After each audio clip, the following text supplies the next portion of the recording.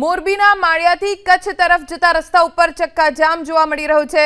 લાંબો traffic jam છે। બિસ્માર રસ્તાના કારણે 3 થી 4 કિલોમીટર લાંબો જામ થઈ ગયો છે।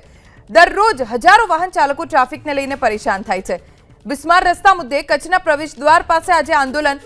ટ્રક અને ટ્રાન્સપોર્ટ એસોસિએશન આજે ચક્કાજામ કરશે। વધુ जानकारी અમારા સંવાદદાતા પરાક્રમસિંહ જાડેજા પાસેથી પ્રાપ્ત કરીશું। પરાક્રમ, અત્યારે શું સ્થિતિ છે માળિયાથી કચ્છ તરફના રસ્તા ઉપરની? સામખિયાળી પાસે અત્યારે ટ્રાન્સપોર્ટ અને ટ્રક એસોસિએશનના જે હોદ્દેદારો છે તેમના દ્વારા ટ્રક અત્યારે ઊભા રાખી દેવામાં આવ્યા છે। બાકીના જે વાહનો છે તેમને જવા દેવામાં આવે છે, પરંતુ જે ટ્રક આવેલા છે અને ટ્રક એસોસિએશન દ્વારા જ આ વિરોધ પ્રદર્શન છે। જે ટોલ ટેક્સ બંધ કરવામાં આવે તેવી માંગ ટ્રક ચાલકો છે તેમના દ્વારા કરવામાં આવી છે, કેમ કે રસ્તા ભયંકર ખરાબ છે। નેશનલ હાઈવે ઓથોરિટીના અધિકારીઓને અનેક વખત રજૂઆતો કરવામાં આવી। સાથે સાથે ટ્રક એસોસિએશનના જે હોદ્દેદારો છે તેમને આંદોલનનું રણશીંગું અત્યારે ફૂક્યું છે। ચુસ્ત પોલીસ બંદોબસ્ત સાથે અત્યારે જોઈ શકાય છે કે અલગ અલગ ટ્રકો અને જે કન્ટેનરો છે તે રોકવામાં આવી રહ્યા છે। ટ્રક એસોસિએશનના જે હોદ્દેદારો અહીંયા જોઈ શકાય છે। બાકીના જે વાહનો છે, પ્રાઇવેટ વાહનોને રોકવામાં આવતા નથી, પરંતુ જે ટ્રક છે તેમને અત્યારે જોઈ શકાય છે કે રોકી અને તેમાં બેનરો લગાડવામાં આવી રહ્યા છે।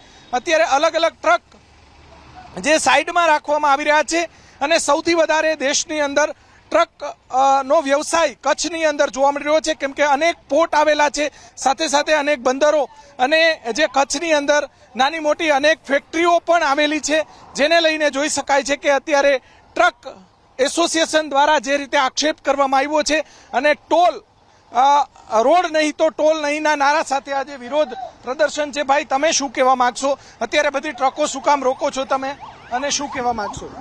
આપણે આજે જે આ નો ટોલનું મોહિમ ઉપાડ્યો છે કે ક્યાંય કચ્છમાં રસ્તો સારો નથી, તો એના માટે કે ટોલ આટલા ભરીએ છીએ અને ગાડીવાળાઓને ક્યાંય રસ્તો સારો મળતો નથી।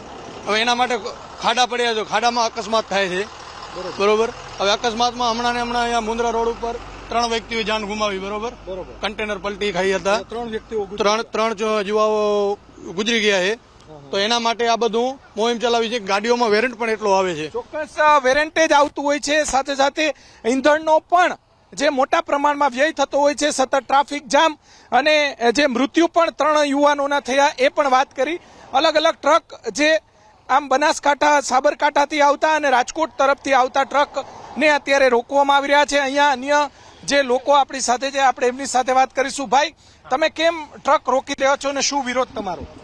અમારો વિરોધ એટલે એ જ છે કે રોડ બનાવો, નો રોડ એટલે નો ટોલ, એટલે કઈ કોઈ પર્સનલ કોઈનાથી વિરોધ નથી। અમારું વિરોધ એટલા માટે જ છે કે ખાલી અમને રોડ સારા જોઈએ। એ ખાલી અમારા માટે કે અમારા ટ્રાન્સપોર્ટરો ભાઈ માટે નથી, બધા માટે છે।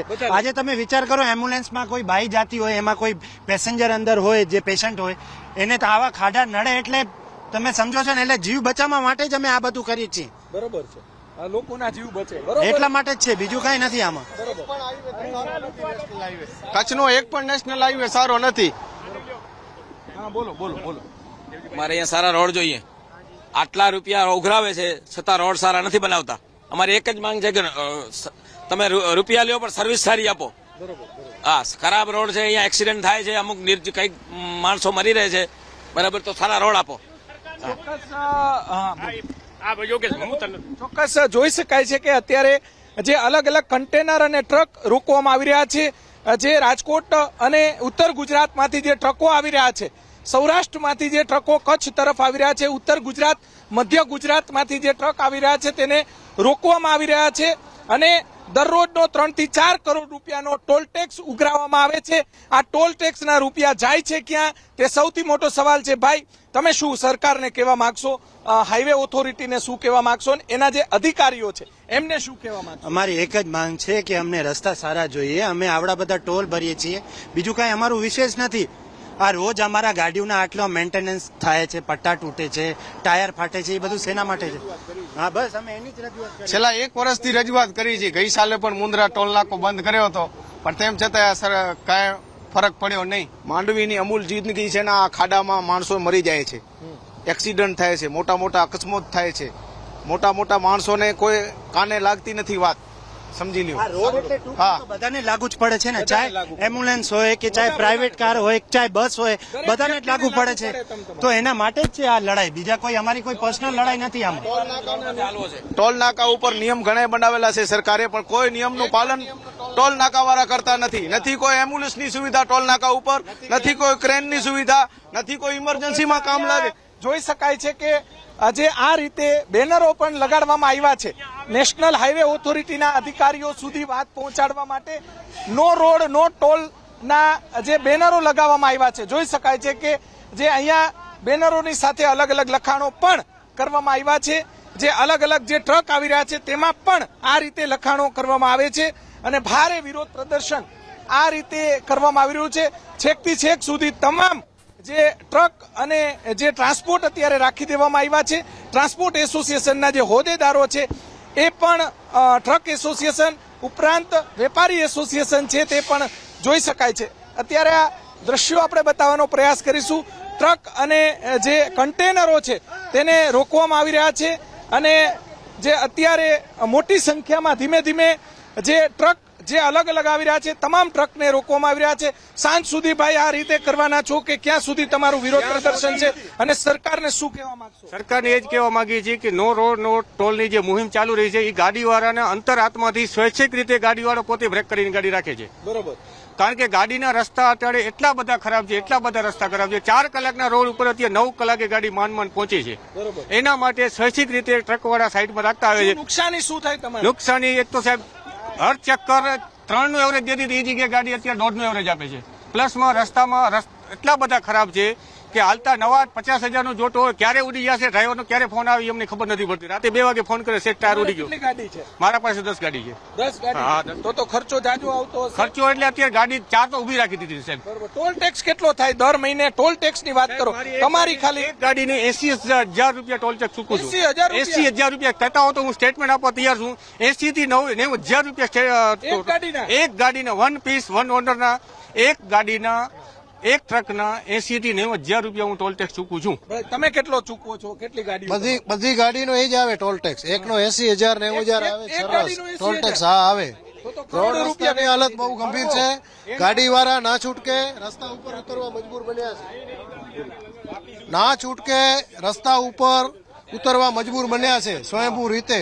દરરોજ તમારા ટ્રક રસ્તા ઉપર હોય, આજ તમે ઉતરી ગયા રસ્તા. હા, ના છૂટકે નહીતર અમે કઈ રાજી નથી. આ ગાડી અમારી ઉભી રહે, 1 લાખ રૂપિયાનો હપ્તો છે 1 મહિનાનો, તોય સ્વયંભૂ ક્યારે ઉભી રાખતા હશે? પરિસ્થિતિ કેટલી ગંભીર હશે? 80,000 ટોલ ના લાખ રૂપિયા આપતો 1,80,000 અલગ કાઢવાના. તોય ઉભી રાખી ક્યારે ઉભી રાખતા હશે? પરિસ્થિતિ કેટલી ગંભીર હશે વિચારો તમે. આ રજૂઆત ગાડીવાળાની આગળ પહોંચાડો, જેનાથી છે લાઈવ જ હાલે છે, જોવે છે, બધી સરકાર જોવે છે. હા, બોલો તમે બોલો. બોલે શું? આ તમે જો જ છો આ શું માહોલ છે? જો આ ગાડીવાળા રોજની કેટલા મજબૂર બન્યા. આટલા લગી સવારના લાઈન હોય, સ્વયંભૂ ટોલ ટેક્સ દઈને જાય છે. આજે એક ગાડીવાળો નથી આવતો, એનું કારણ શું? રસ્તા ખરાબ. આ ગાડીવાળાને કોઈને એમ નથી કહેવું મારે ટક્કર છે. એમ કહ્યું ભાઈ ગાડી તું સાઈડમાં રાખી દે ને. એનું મેન કારણ રસ્તામાં આજે આ ગાડી સમજી લો ને કાલે સવારના પહોંચનારી હશે, આજે અહીંયા રખડીને આવે છે.